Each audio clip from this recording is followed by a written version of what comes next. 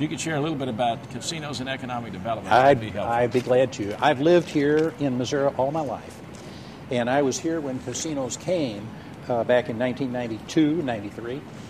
And of course, they come with all these promises of economic development, what they're going to do for kids in schools, the money they're going to raise.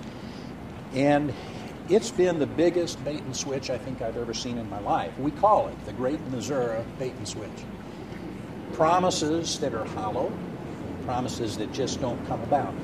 The voters in this state were very much against casinos, but when the casinos came and proposed economic development, I mean, they said, we will clean up your cities. You let us in, and the money that we generate will clean up your cities. We have economic development. Well, here we are, only a block away from the casino down the street. And does this look like economic development to you?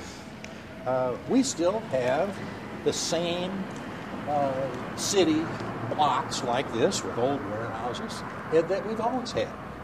So it's been elusive, this whole business of economic development promised by the casinos.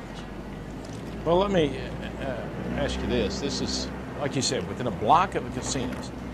And what can we expect here what can we expect in Kentucky from economic development out of the casinos coming? Well, I wouldn't think you could expect much because, I mean, if you look here, you'll just see that we've gotten nothing. You look across the river at East St. Louis, it's the same thing.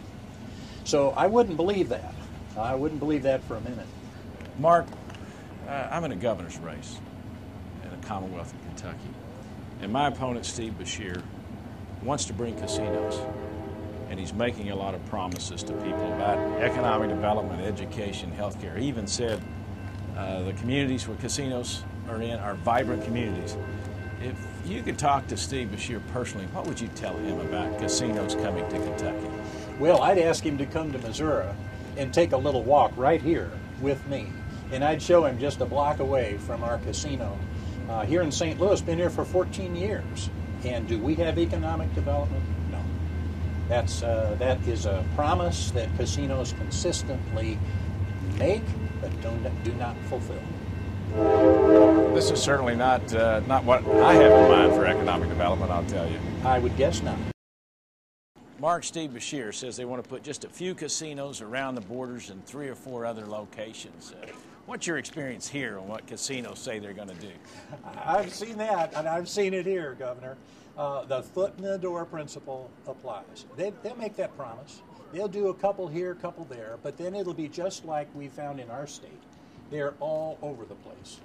And the promise originally is just a little bit of gambling, but that's where the promise stops. And from then on, it's their agenda, their expansion. Have they invested any in this area, just within a block? Have you seen any businesses develop here of any significance? No, we really haven't. And we're just a block away. We're close to the casino. And you would think that at least close to the casino, they'd try to do something that would show. Well, you would think so. Yeah, well, and that's exactly what it is. And that's what the whole concept of foot in the door does. It just gets them in, gets the vote to pass, gets the people, to say, okay, we'll go along with it because it'll be good for our state. But it's not. We've found nothing but broken promises and degradation of the society within our state.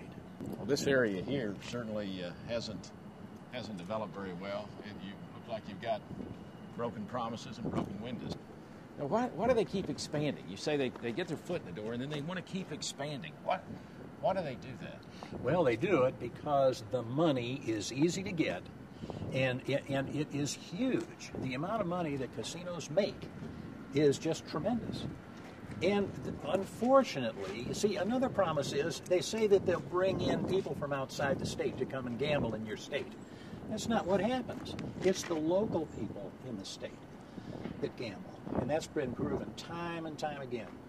And, that's so just... they promised it would be a destination for folks to come from out of state, to bring in tourism and bring in money from out of state. That's right.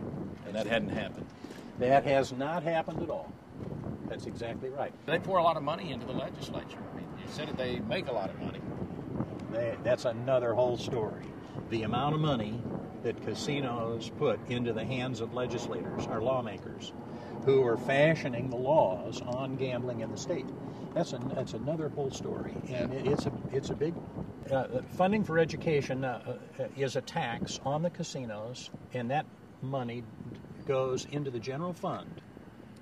It doesn't go to education; it goes to the general fund, and then lawmakers spend it however they want to.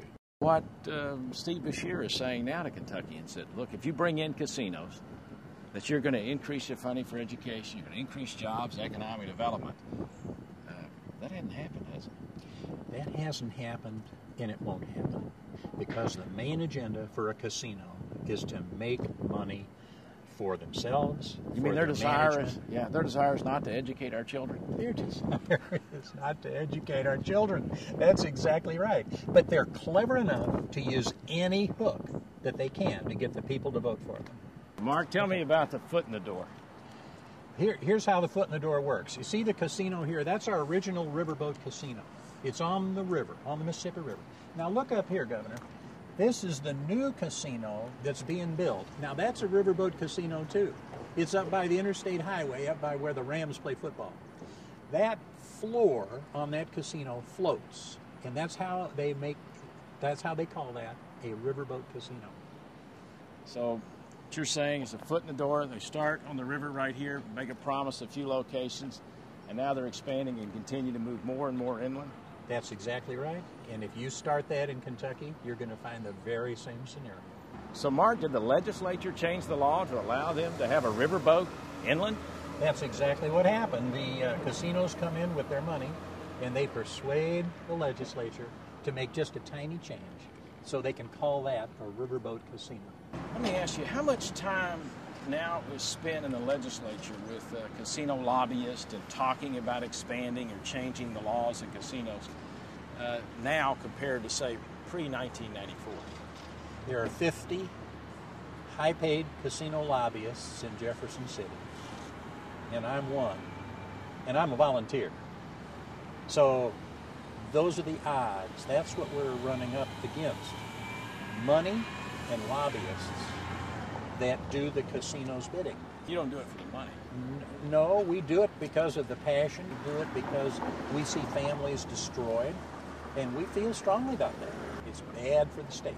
How do they influence the elections out here? Do they pour money into the elections? They do. They pour money into the elections. They are very wise. They give to both parties. I can show you checks from this casino for $50,000 to the Republican Party and to the Democrat Party. They float the money. They send that money around.